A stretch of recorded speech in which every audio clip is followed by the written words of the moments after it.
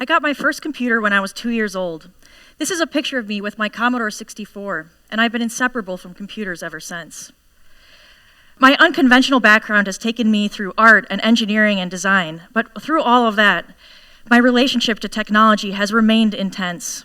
And informed by this background, I feel an urgency to share with you today what I see as a weakness spanning the world of engineering all the way to art. I see this unhealthy inclination to cling to two extremes, and this is in art all the way to engineering. On the one hand, I see people at this one extreme where they have this attitude of blind optimism, where they think that technology is going to solve every problem and it will not go wrong. On the other hand, I see people clinging to this other extreme of unconstructive pessimism, and they cannot see any alternatives for different ways to live with technology. I encourage you to have a more balanced approach, a critically optimistic approach. You have to be both hopeful about the future of technology as well as critical so that you can predict when it will go wrong. So why do I care about this so much? Well, I think it helps to tell you a little bit about my background. I'm not just trying to criticize the people around me. I was guilty of this kind of black and white extreme thinking for many years until I was forced to change. For 9 years, I looked at technology from the point of view as an engineer.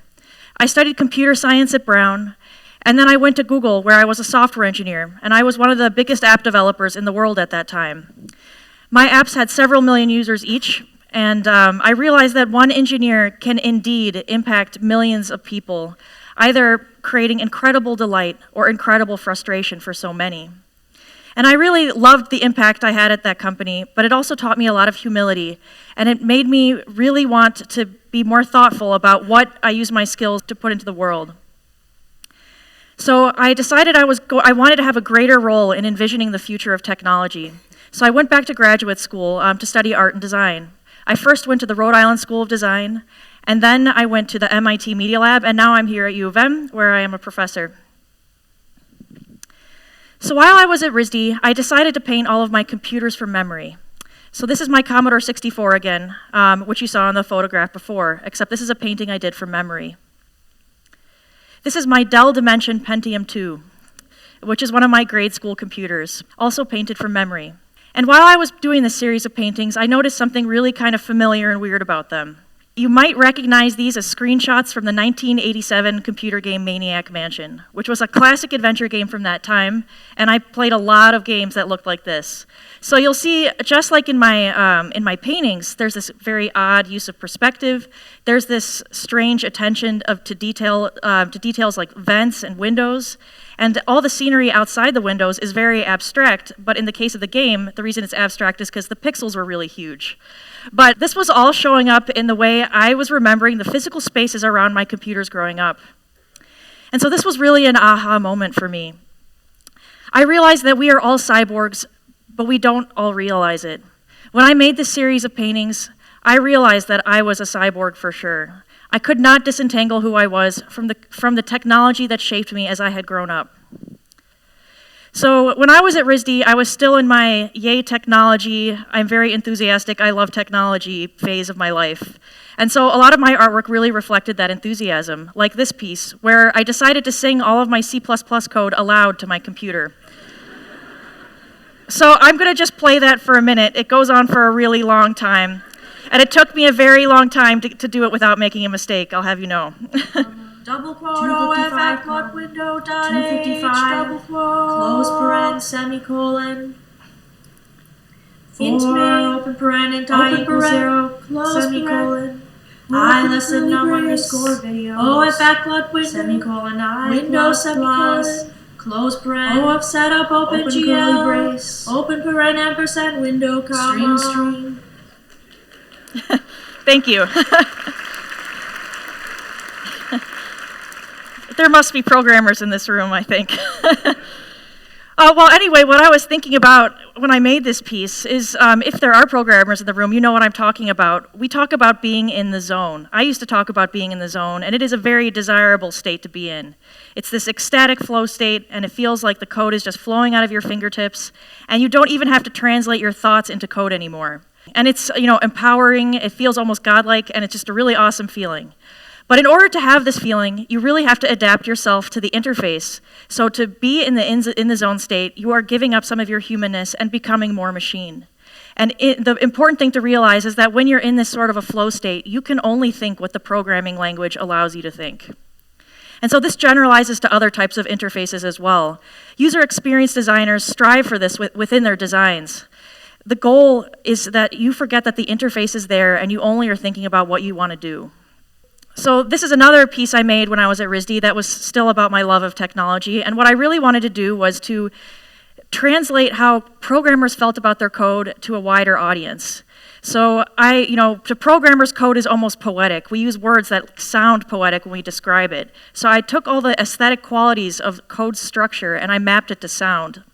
So this is a generative C++ program called Code That Sings Itself that goes through its own code line by line and sonifies it. So I'm going to just play this for a little bit. It goes on forever. So what I did was I mapped the line length to the melody, and all the punctuation gets mapped to rhythm, and the white space gets mapped to breathing. And a lot of other things happen too, but that's the general idea.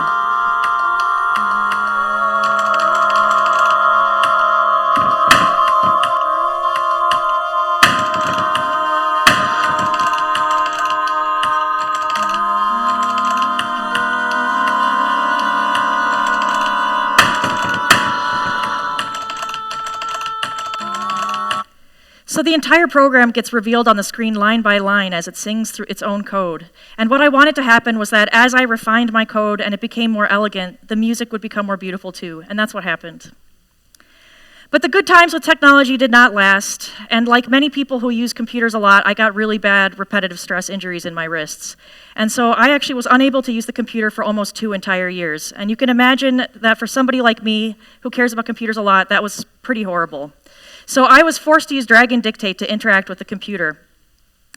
And it did not work for me at all. And there was one day I was trying to type. I think I was typing for like an hour, and I only managed to get like 2 sentences on the screen. I was so frustrated, I finally cried, and this dictation software was still running. So this is drag and dictate's interpretation of my crying. And then I had, yes, it's sad, but you can laugh. And then I had the Mac OS X screener read it out loud to produce this poem, which is dark but actually funny. So you could, feel free to laugh, laugh at my pain. In the event, will him, and him,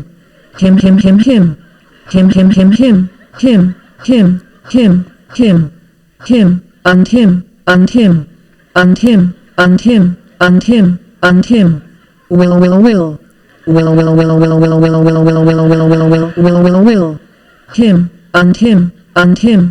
him and him system. Will you who are of will and the will the end or it will go a little. I will.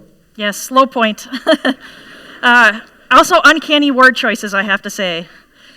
Being injured, what happened is it really interrupted this seamless ecstatic flow, relationship I had with the computer. And the way I this was another turning point for me with technology, and the way I describe it is that before this moment, I was looking at the world through sparkly clean glass, and I couldn't see the glass at all. I only saw the world beyond it. And then after I got injured, it was like the glass got dirty, and all I could see was the dirt. Being injured really forced me to reflect on my relationship with technology much more deeply, and I realized that technology had a very controlling effect on me that I didn't quite like, and I started to wonder a lot more about how to design interfaces and technology more ethically and more positively. So in order to teach ethical thinking for technology, I use science fiction. So you can tell I'm kind of geeky, and it probably won't surprise you that I've also been reading science fiction since I was little too. For the last several years, I've been teaching a class called Science Fiction Prototyping, and I taught it here for the first time this year.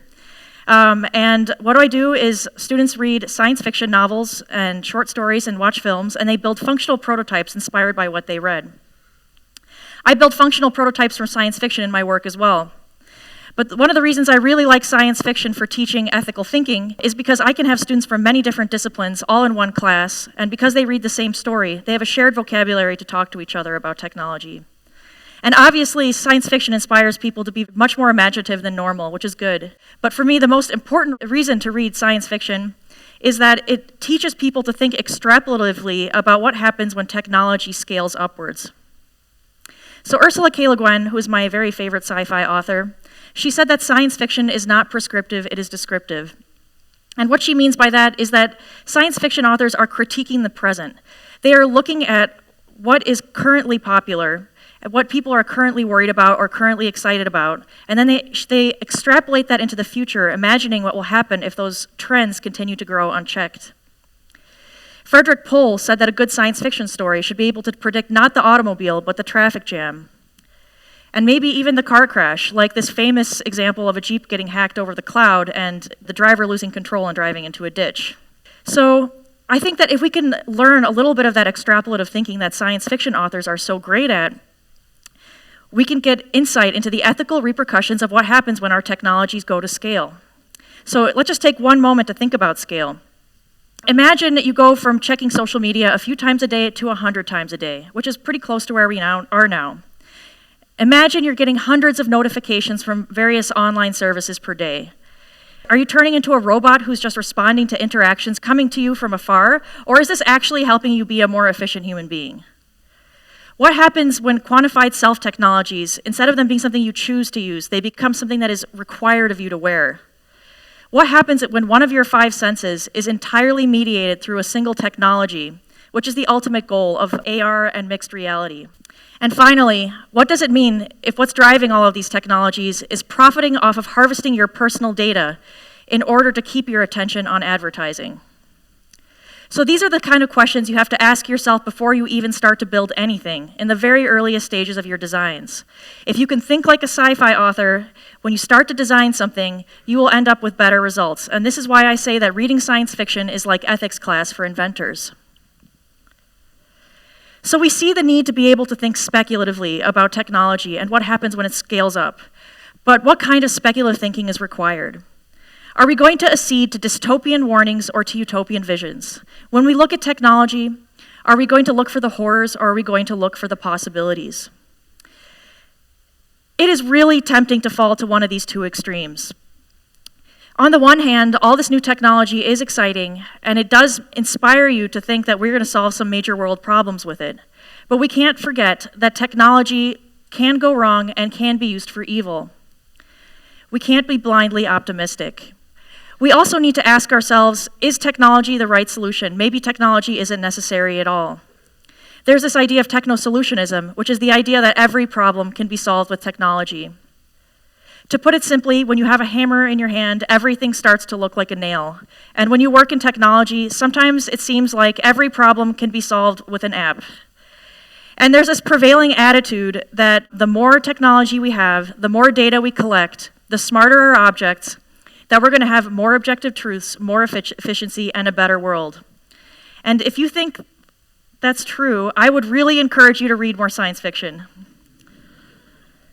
So on the other hand, there's a real fear that we're kind of getting swept up in this rapidly changing technological landscape, and I agree with that. But we can't fall into the trap of unconstructive pessimism either. And I see that kind of pessimism manifesting itself in 3 ways. First, I sometimes see people who get so sarcastic and so critical that they no longer can envision any alternatives for how we might live with technology. Another way it sometimes shows up is that people become such a perfectionist that if they can't do something perfectly, they won't do anything at all. And that's not going to help.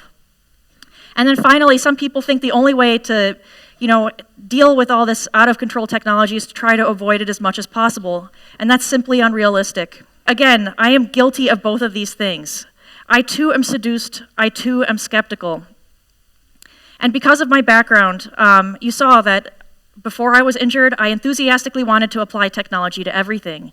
And then once I was injured, I just hated technology and I was really negative about it. And I could see the dangers of both of these extreme attitudes. One of the dangers is that it divides people into insular groups who don't talk to each other. And these people need to talk to each other. For these optimistic builders of technology who really mean well, if you can't start to think critically about where things might go wrong, you may cause unintended harm. And for the people who tend to be on the more critical side, you risk getting paralyzed and not doing anything, or your voice not being heard at all, and your voice should be heard. Technology will never be purely good or purely bad. What we need is people who can operate between these two extremes. We need people who embody critical optimism.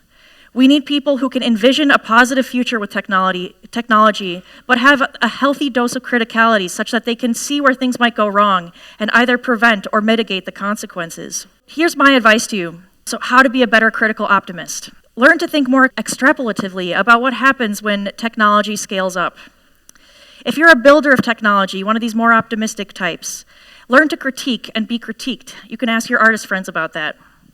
For the people who are on the more critical side of technology, who might stay on the periphery of technology's development, I encourage you to be more hopeful and more active.